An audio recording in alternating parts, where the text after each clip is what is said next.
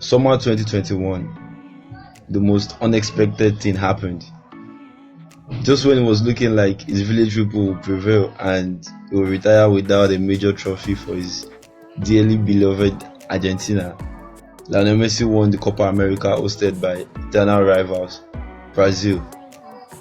People have argued that this was not supposed to happen. The gods did not put it in their prophecy for Lionel Messi to win a major trophy for his country, but 2021 came and that was exactly what happened. This singular event has changed the course of history, and now we're having things that we never expected that we're going to see happen in football happen this summer. How else do you describe Cristiano Ronaldo returning to Manchester United, or Leo Messi himself ever leaving Barcelona to join his friend Neymar at PSG? Well, those are the things that happened this summer in Europe. Good day everyone, and welcome back to your favorite podcast, BANTS on Steroids. My name still remains Andrea, and once again I'm not here alone. I'm here with my guy. Yeah, hi guys. How far now? We're good. How have you been? I'm good. Dude, it's been good. Everything's been good. Hearing the news up and down, the transfer windows. It's just been exciting times for us. And this transfer window, I think so far is the most exciting and the one that we all look like we are going to tell unexpected in future. We're going to tell our kids that guy about the things that happened this summer. It's been unbelievable. Like Lukaku returning to Chelsea. I mean Cristiano Ronaldo returning to Manchester after 12 years. and Lionel Messi leaving Barcelona. That's just huge. Like Messi, personally, I didn't think Messi was ever going to play for another club in Europe. I felt like he was going to leave Barcelona, he would go to USA or maybe go back to Argentina. But then in this same Europe, he has gone and he's playing for another team. We couldn't have asked for a better transfer window in Europe. I swear, this summer, the best, simply the best. Today on the show, we're basically going to be looking at this transfer that has happened, the players that have changed clubs, the clubs that have bought players, who has bought the most sensible player to fit into the position that they need the most. That's exactly what we're going to be checking out today. How excited are you? No, I'm so good to be on this once again. It's really exciting, and me personally, I think I cannot wait for these guys to get settled in their clubs and start playing, because this international break just kind of put a pause on it, especially Cristiano Ronaldo's second debut for Manchester United. It's hugely anticipated, and that's exactly where we're going to be taking it from. Ronaldo joined Manchester United. This transfer, how excited did this transfer get you? Like on a scale of 1 to 10, how excited are you about this transfer? Because on the scale of 1 to 10, the scale is off 12 to 10. I know you're going to go. I was pretty mind blown myself. Like, it just started happening just a few days ago, and before you knew it, Ronaldo has agreed to sign. There's a lot of conspiracy theory on it. Yes. That this guy has known that he was going to return to Manchester United, because after the confirmation of his transfer to Manchester United, there are some revelation coming now that Efra and there is other guy that plays kickboxing, UFC. I saw Khabib. Yeah, he told him that a month ago that he's coming back to Manchester United, and that is kind of thing like this. He knew along the way. He just playing. That's what when I heard this whole transfer rumor, that was the first thing I said, that there was no way Ronaldo was going to end up at Manchester City. It was just like, it seemed like a bait. They just used Manchester City as a bait to be like, they knew the transfer. Do you understand? To just make the board at Manchester United be like, you have to go and sign Ronaldo now, because the moment it seemed like he was going to join City, all the ex-players, even Ferguson, the report added that Ferguson called Ole Gunnar Solskjaer and be like, you had to just bring Ronaldo back home, and that was exactly what happened. The funniest thing is Manchester United fans calling Cristiano Ronaldo a donkey. Not good. But then that's the nature of fans, right? Fans are fickle. They are on this side just now, and then the next minute they are switching to the other side because in fact some Manchester United player at Carrington, some of them were Lee Grant said some of the player at the gym, at the training session, they were like, if Cristiano Ronaldo end up at the other side of the city, what's this mural at the inside the gym, they're going to spoil it. They're going to play with it. Just to show you just how much that rivalry is strong. I mean, it would have just been a whole different ball game if Ronaldo had joined City though. Yes, I swear, I would have eaten. I swear. Well, no surprises there. You're not the only Man U fan that would have hated him. A lot of United fans would have just started cursing his name. That would have just been interesting for me to see, but sadly, it did not happen. And fortunately for Man U fans, Ronaldo is back at United. Does this mean United are going to win the league? The FIFA Ronaldo is back at home, and that means we are winning the league again. Okay, let's wait and see. So, moving on from United to Manchester City, your noisy neighbours. Yeah. They also made a transfer signing, a marquee signing to be exact, because they splashed 100 million on Jack Grealish. Yeah. I mean, played wonderfully well last season. At the Euros, he didn't really get much playing time because he went into the tournament injured, and he only started playing, had a few cameos. I did not cast stages. But then it was obvious that the talent is there, right? Of course. Is it money wasted or money well spent? Money well spent. Guardiola is always right on points. I always tell people, Guardiola, he knows where he needs to recruit, and always does that. You understand? Kevin De Bruyne is getting old, and injury is killing. Even at the peak of his career, it was slightly injury prone. He's always injury. He's always injury today, injury tomorrow. So he needs even at least a consistent player that will back him up and put in the key position. Exactly. And if you look at it now, the pre-matches they've played this season, De Bruyne has been injured for most of it, and they've been playing quite well. That's one of the reasons why he signed quite well. Jack Grealish. Yeah, so, and it looks like the transfer is already making sense. It's already making sense. It's already makes sense. It's a sensible transfer because I like it. It looks to have slotted right into that team. Before we leave Manchester, you people did not just sign Ronaldo this summer. First of all, the Euros ended, and then the first announcement that we heard was that of Jadon Sancho from Borussia Dortmund back to Manchester United. I mean, it's like you people did to Man City what you feared they were going to do with you, that concerning Ronaldo, because you went ahead and signed their former youth player. And how does that make you feel? Jadon Sancho, exciting young talent. We always have one over them, always.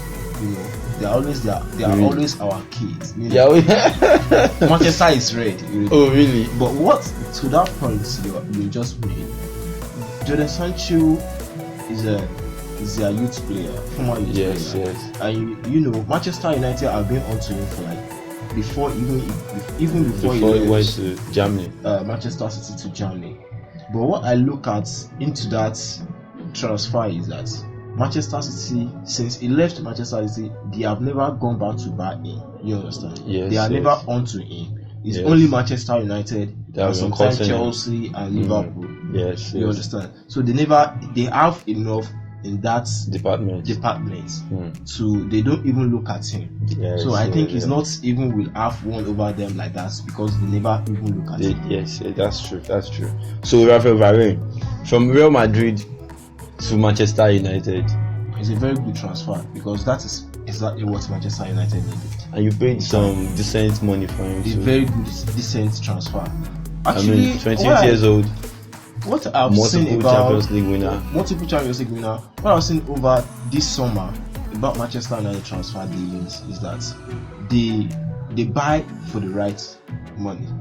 Yes. Look they don't overspend. They didn't overspend like the way they did the previous seasons. Do you think that has to do with Ed Woodward shifting stepping down positions? Yes, It has to do with people, because Edward is not a football guy.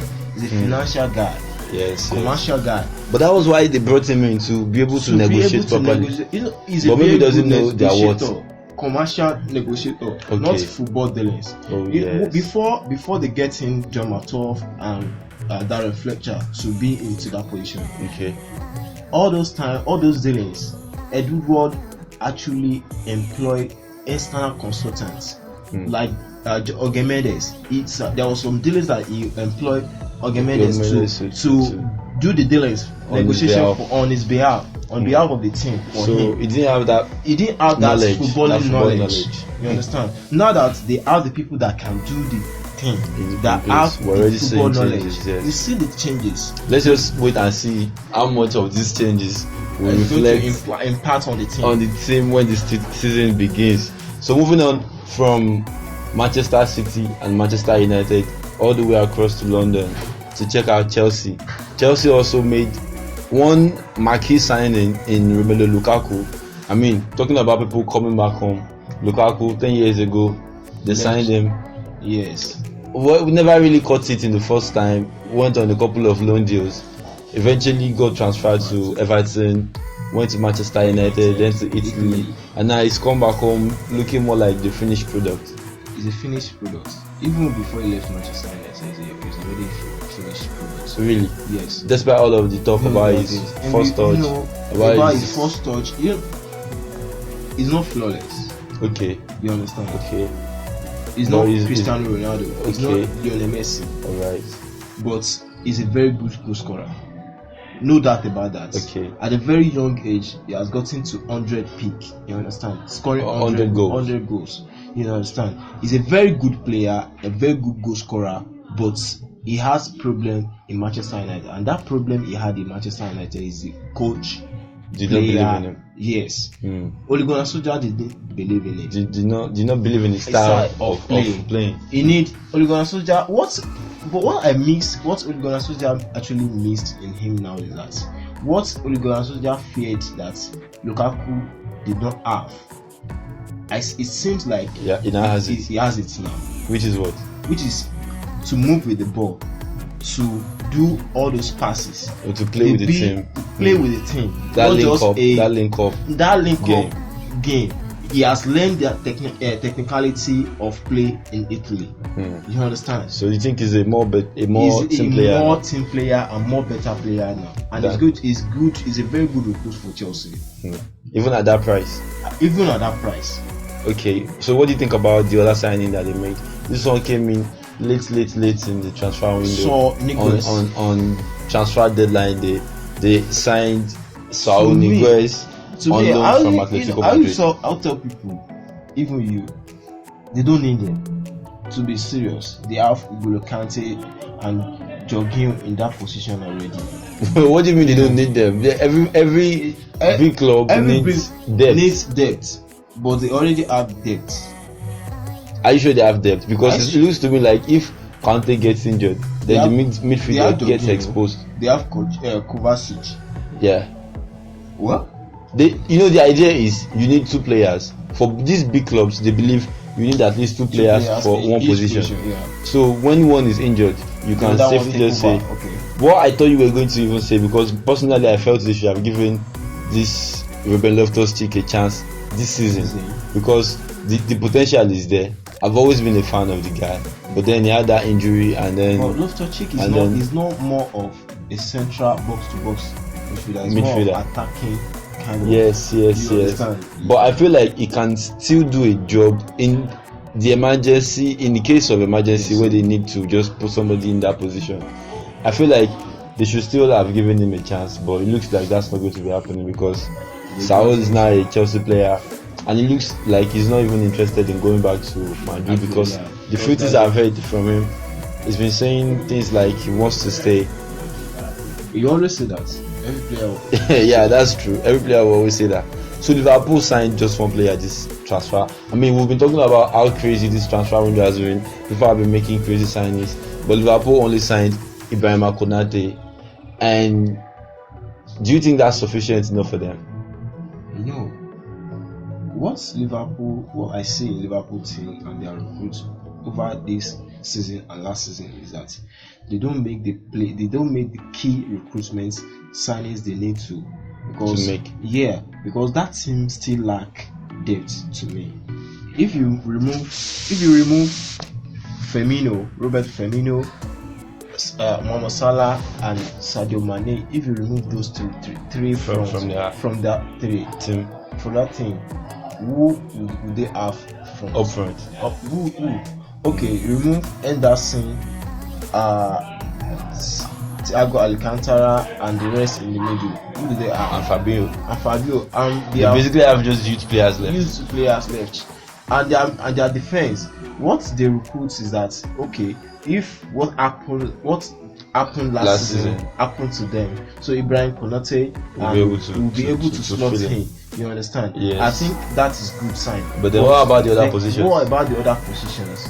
But then I feel like they have the Jota to challenge and be there in case one of the attacking players get injured. He can play across the front. He can play across the front, but I see Diogo Jota as a starter, even ahead of Firmino. Firmino, if you look at he looks to be off form these days. And one thing I've noticed about Liverpool is it seems like they are trying to trust in their youth players. I've seen a couple of youth players get some chances, like Elliott, like this left back guy that came in for Robertson when he was injured earlier in the season. It's Rikosha or something. What's his name? Yeah. I can't really pronounce his name. I don't even have to pronounce his name. So it looks like they're trying to give some of these players a chance to stake a claim to the team. And if you look at it, some other clubs are also doing that. I mean, giving their young players a chance. United is giving Mousinho a chance, and it looks like he's taking it. It's actually the Busby way.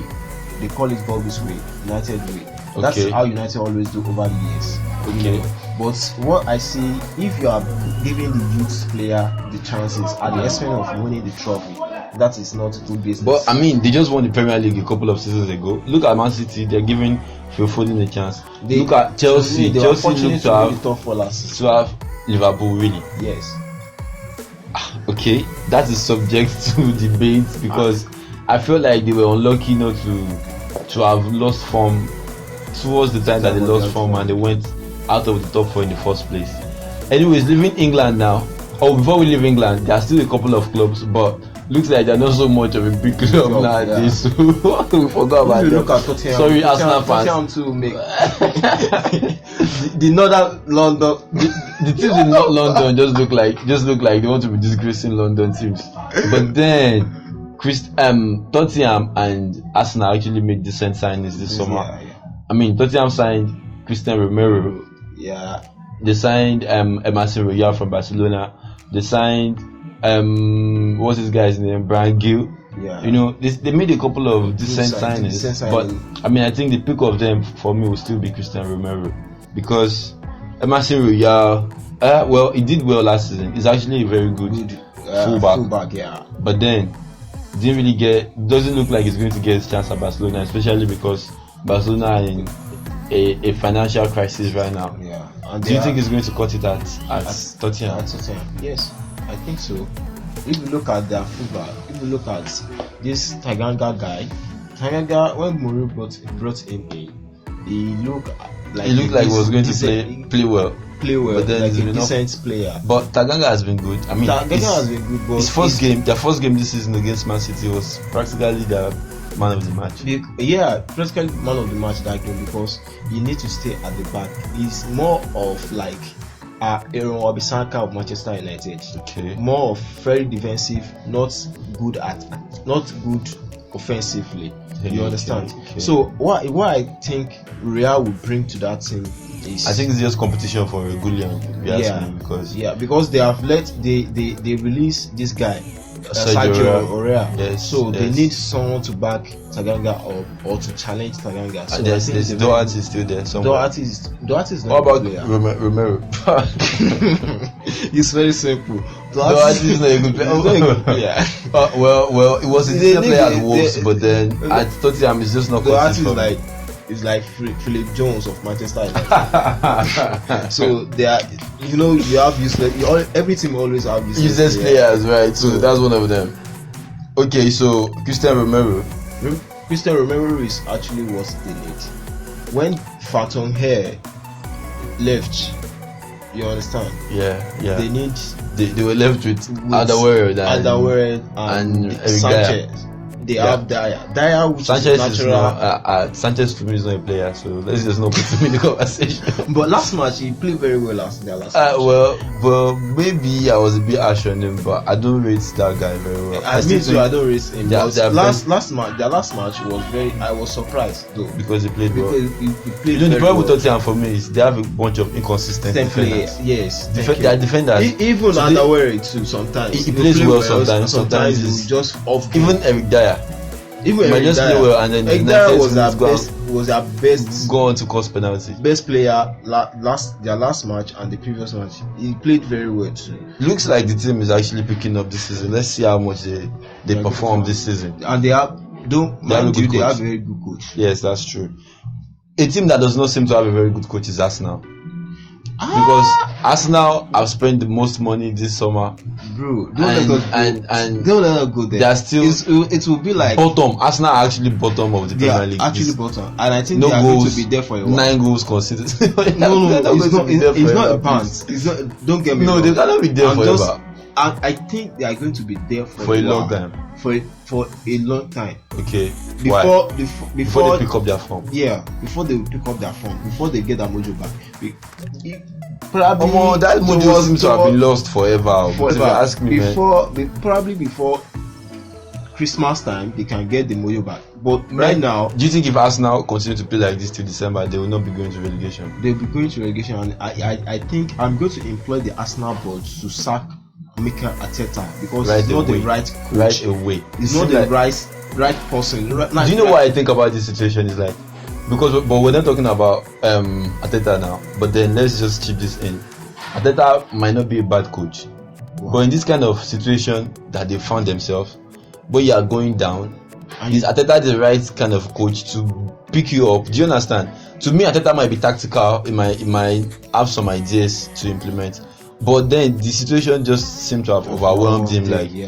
He's not the right person to dig them out of this situation. So, if Arsenal owners are listening right now, you best just do the right thing for your fans, because Arsenal signed Ben White from Brighton, and there was a buzz for a while about him. People said he wasn't worth 50 million. So people said he was absolutely worth it. He's a good defender, but not a finished product defender. You get my point. It's not. In short, it's not worth 50 million. It's not worth 50 million. He's a very good defender. For 25, 30, it's okay. Do you know he has the potential. A 30 million defender is a 30 million defender is a certain consumer. Not consumer. Are you comparing Ben White with consumer? But then consumer went for 30 million. Consumer is a very good. I think you are right. Don't get because I'm just buttressing your point because. Consumer went for 25 million, and then Arsenal is spending 50 million. I mean, they could have just complete player. They could have just taken 30 million to Chelsea, and they would gladly sell Consumer for them. So then Arsenal, is it a case of Arsenal have spent foolishly because they've spent the most money? They spent the most money, and then they spent something million on Aaron Ramsey. Sorry to the brilliant mind at Arsenal. Their spending is foolish because all those players they've gotten this summer, they are not the first teamer. Are you getting? Yeah. Except maybe Ben White can enter their first team straight away. Even if Ben White is going to get, they have Pablo Mari, they have this guy too. Well, I would say Ben White over Pablo Mari. Yeah, Gabriel has been injured, right? But when Gabriel comes back, I feel like it's going to be him and Ben White. Or if they want to play three at the back, they could play this other guy they signed, this Japanese guy. Tomiyasu. They agreed his deal on the final day of the summer, I think. Yeah. Is more of like a player that can play three at the back, but can also play right back. Okay, right back. Yeah, he can play right back, and he's a very strong player. So I feel like maybe the combination of these players will help us now be solid a little bit more at the back, because right now that's where that problem lies. The central midfield. And funny enough, Arsenal last season were among the teams that considered the least. Their problem was just scoring goals. But now it seems like the problem is compounding, and now they are conceding, they're not scoring. Man, only God can help Arsenal right now. Only God can help them, but not Arteta. Not Arteta, right? Not Arteta. Do you think they should get Conte? I think he's the only available very good coach that can help them right now. Anyways, Arsenal, we wish you the best of luck. And Arsenal will be the last thing we'll talk about in England. We'll move on straight to Spain and the champions of the Spanish league, Atletico Madrid. They added Rodrigo de Paul, and I mean, I'm not a fan of Atletico Madrid, but I mean that's a signing that is very exciting because he's a very good midfielder, has a keen eye to pick a pass, and he scores some odd goals too, and it just looks like that might be just what he like Marky Carrick, the old Carrick. The old Carrick. Yes, I see. Which one is the new Carrick? Is there a new Carrick? New Carrick is a coach. Okay, so congrats to them. They also signed Matheus Cunha. Well, I don't have much comment to say about him because the most interesting player that they signed for me this summer has to be somebody that also returned home after just a couple of years, wasting his time at Barcelona, causing some huge financial problems for us. Now he has gone back. He has gone back home, and I mean, Atletico Madrid signing Antoine Griezmann on loan originally from Barcelona, but with an option to buy at the end of the season. Yeah, it's a very good transfer for Barcelona, not Atletico Madrid. Are you serious? Yes. I think he is actually a good signing for Atletico too. Yes, because they've been playing. He's playing Saul in that role, and that's one of the reasons why the guy has not been starting very well, because that's not his natural role. Yeah. But now they seem to have gotten somebody. I think it's one of the reasons he left, because he was complaining that he was playing out of position. Yes, obviously. Yeah. And now they seem to have gotten somebody that is more suited for that role. I mean, a front line of Joao Felix, Suarez, Antoine Griezmann should be fearsome enough. I mean, they should be. But they don't really score much goals. But Antoine Griezmann, maybe it's because he finds himself in a very different environment, but still, he's a very good player. Of course, Antoine Griezmann we see that we saw in World Cup. Yeah, and European Championship. Yes, it's different than the one that we're seeing we are seeing now. It just looks like, and it's still just few years. It's not up to 5 or 10 years. Yes, you understand? It's not. It felt like he just transferred to Barcelona and his game dropped immediately. And we're just hoping that he's able to get back to that form that saw him being touted as one of the best players in the world as at last season. So now, last season Madrid was second in Spain. Yeah. They didn't buy too many players. Sold a couple of players, sold their captain Sergio Ramos, sold Varane to Manchester United, got in David Alaba for free from Bayern Munich.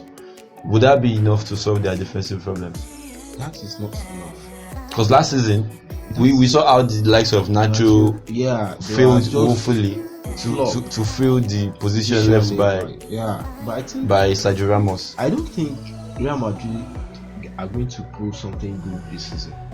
Sorry to say, because their defense, they are view in that defense, that department now. Okay. And they are left with those that we normally see as underdog. Yes, as average defenders. You understand? So, but David Alaba is a world class player. He can rejuvenate. Getting him for free is a very good transfer. Yes, it's very good. But letting Rafael Varane go and Sergio Ramos is not a good business. It's not a good business at all.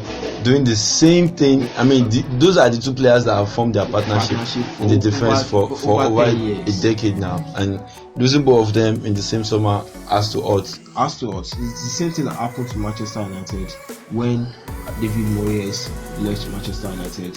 Luis van Gaal let go of Ferdinand and Vidic. And you replace them. He replaced them with Daley Blind and Phil Jones. So it was. Yes. So anyway, they did sign another player, Eduardo Camavinga. from Rennes. It looks like they are the Cavaminga, and they have this guy too in their defense, Eda Militao.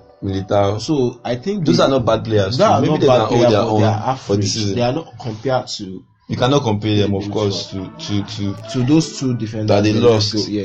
So Barcelona made some signings. Barcelona has to be like the joke of the summer because Barcelona are literally begging players to come and play for them. Barcelona signed Aguero. Aguero was so eager to come to Barcelona to play with his friend Messi. Got to Barcelona and Messi left before they even got the chance to play together. And then he came to Barcelona and he's not even been playing. He got injured before the season even started. I mean, coupled with the fact that they couldn't even register him on time because of his injury, because of the financial problems, coupled with the injuries, it doesn't even seem like a good deal from the start of the whole process. Because Sergio Aguero, we know, he used to be injury prone even when he was younger, and now that he's above 30, what do you expect from that kind of player? Getting Aguero back to Barcelona, everybody knows Aguero is not going to be playing the 30-35 matches this season. Okay, you understand? But when he plays, he will score. When he plays, we expect a top class reaction. You understand? From him. Yes, that's getting Aguero into that team. Everybody knows, even with Messi in that team, if Messi Parvation was still in the team, we all know Aguero is not going to be a major starter. Are you getting it? Yes. Because of the injury and the age and stuff. Yes.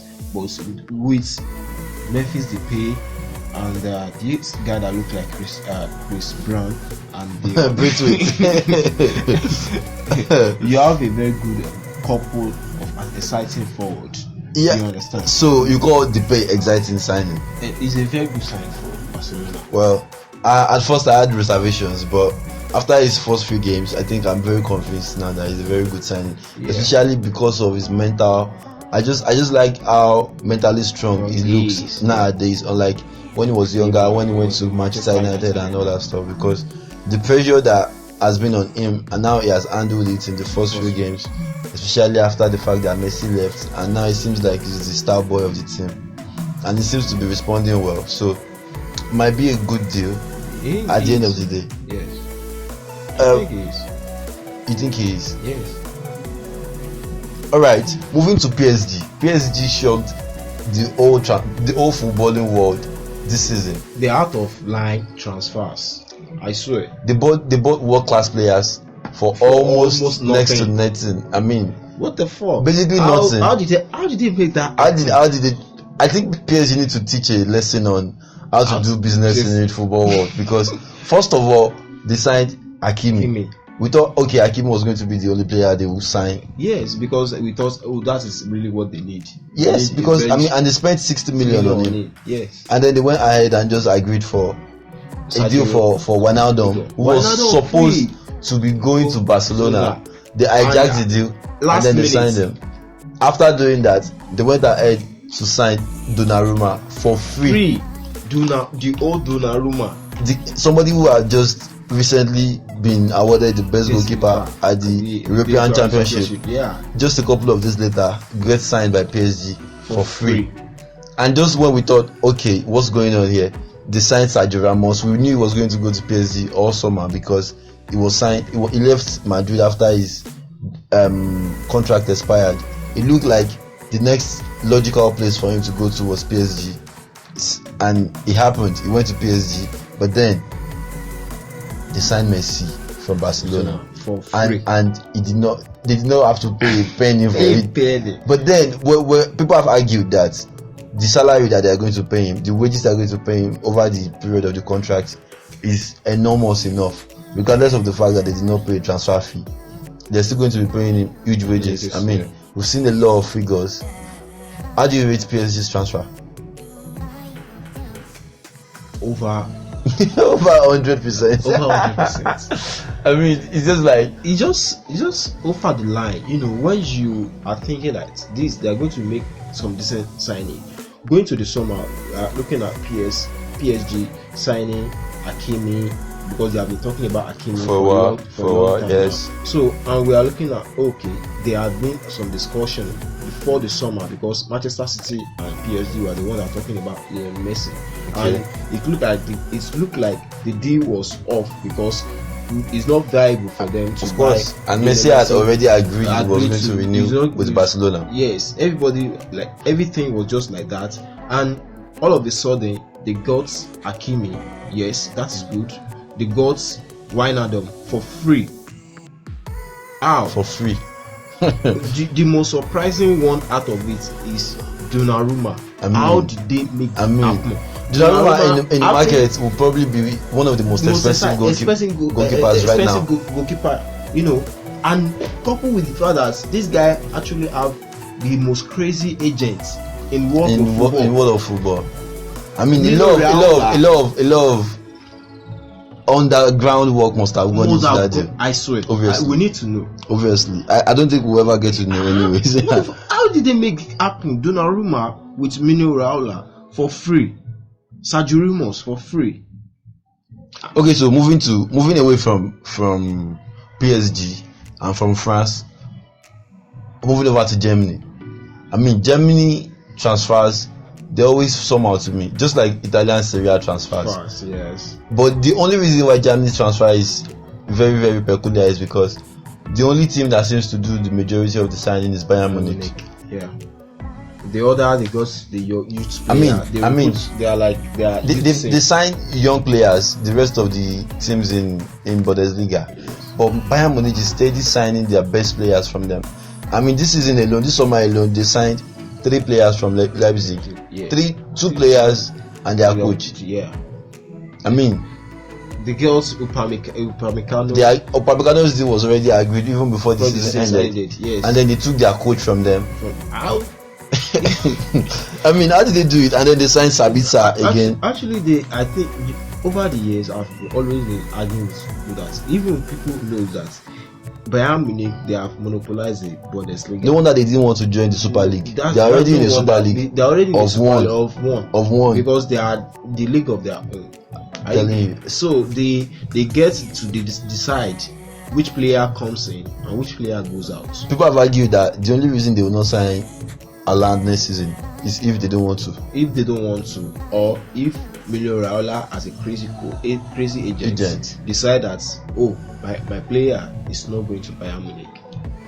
But then they always seem to have a way to settle the agent, because I've not heard of one agent that had a problem with Bayern. Just to be honest, they look like a well-run club. Like the structure in that club, everything is so on point. It's so on point. And what I've been seeing over the last 2 seasons about Bayern Munich and the whole of Bundesliga is they are going out of Europe to buy players.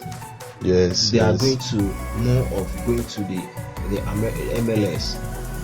You understand? Yes. They are getting before Barcelona get at their hands on Dest, they were the one first talking about Dest. Yes. And there are some very young player, exciting young player that they are talking about right now. I think they signed 2 youth player this summer. So I think they are going out of Europe to get player at MLS, and it's very good. Yeah, it's good. It's good for the game. It's good development for the game. So now in Syria, because the rest of the German clubs they're not what they mentioned, because they barely made any major signing. Yes. In the Syria, a couple of major clubs in Syria lost their best players. The Inter Milan won the league last season, yes, and lost Romelu Lukaku. We already knew they were going to sell players because they said they had money problems, but it seemed like that was already sorted when they sold Hakimi to PSG. But then, surprise, they sold Lukaku again. They almost sold Lautaro Martinez too to us. Yeah, luckily he didn't want to join a club that would be last on the log in the Premier League, and they signed another contract for him. That's unfair. That's unfair. Okay, sorry to all Arsenal fans, but that's just the basic truth. The guy basically just rejected going to Arsenal, yes, and they signed Edin Dzeko as replacement for Lukaku. Do you think it's going to fit that role, the Lukaku role? He scored for them last 2 matches now. I think it's going to be a good sign, but not a good Lukaku. Okay, he might not be there to replace Lukaku, but he's going to play this game. He's not there to replace Lukaku. Lukaku is a striker that scored over 20 goals a season. Well, Ezeku has the class to do the same thing. Has the class, okay. But at that age, he's not the same player anymore. Yes. Well, I think that's a fair enough signing. That's good enough. And then Juventus signed Manuel Locatelli. Locatelli was basically one of the stars of the Euro 2020 Championship. Starred for Italy. It was relatively underrated before the tournament, and then it just blew up in the tournament. Just had a very, very wonderful tournament. Taking him to that championship by Marseille is a very good decision, because nobody would think Locatelli is coming to that tournament to be the star of the show. And I feel like most of the players they took for that tournament were relatively unknown. Yes, they are. Look at this Juventus guy. He was unplayable against England. The guy was just roaming around, dribble everybody. Chiesa, yes. Yes, Chiesa. They had Chiesa, and they had this Roma Spinazzola. Yes. Before he got injured, he was probably the best fullback in the tournament. So I think Locatelli for Juventus is a very good deal. They got him on loan and with option to buy. It's a very good deal. Because they lost Cristiano Ronaldo, and that has got their coach fuming. I saw his press conference. Massimiliano Allegri was talking about. No coach would love to lose Cristiano Ronaldo. And in that manner, in the final days of the window, they couldn't sign a replacement. The coach was basically just saying they should not expect to win trophies this season. Yes. I mean, that's just a shame, because I'm sure they brought him in to come and fix the mess that Andrea Pirlo created last season. And the key to eradicate the problem, they lost the key. So that is just the problem. They are piling the problem upon problem. Okay. So last season, Chelsea had 3 strikers. They had Tammy Abraham, they had Timo Werner, and Olivier Giroud. Yeah. This summer, 2 of them went away from the team and chose the Serie A as their new destination. Yeah, they lost Olivier Giroud went to AC Milan to join up with the god of football. I mean, what a fearsome attack that is going to be. A fit Zlatan and a fit. There's not going to be much pace in that. That front, yeah, they're going to be. But you can expect some world-class goals. Yes. Those two don't seem to score. They don't like to score easy goals. They like to score spectacular goals. It's just a shame that Giroud had to get COVID-19, because his last game he scored 2 goals. Yes. And it's looking like it might just be a fit into that AC Milan team. Yes. Very and young Tammy Abraham is with the special one who has promised to bring out the best in him as a striker. Yeah. I mean, the few games that I've seen already of Tammy Abraham, it looks like a completely different player than the one that was falling up and down the field last season for Chelsea. I mean, he's been strong. He had 2 assists in his first game. In the second game, he scored a goal. I mean, he's looking like he's an outstanding player already. I mean, is that the Mourinho touch or something? Yeah, that's the Mourinho effect. Oh, really? It's always like that. After just 2 games. No, not just after. Mourinho is like that. Don't get me wrong. Mourinho is a very good coach. Mourinho always have touch on his strikers.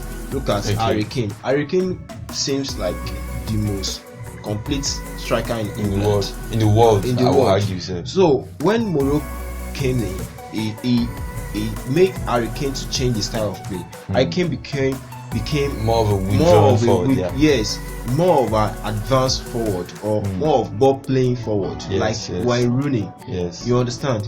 He would come drop deeper, back and just like a deep line forward. There was pretty much a time he was just feeding Son and this Bedouin, or what's his name? Bedouin. So I think he's a very good coach, and he always have touch on his strikers. So do you think the Mourinho touch is going to make Tammy Abraham the highest goal scorer in this season? I'm not saying that, but Tammy Abraham, you can expect some great things from him. Oh really? Yeah, going forward.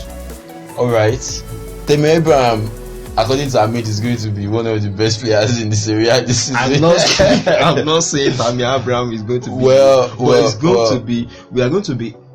Just be expecting some great things from him. Well, we expect to see your comments and your reaction dropped in the comment section of this show. And don't forget to subscribe.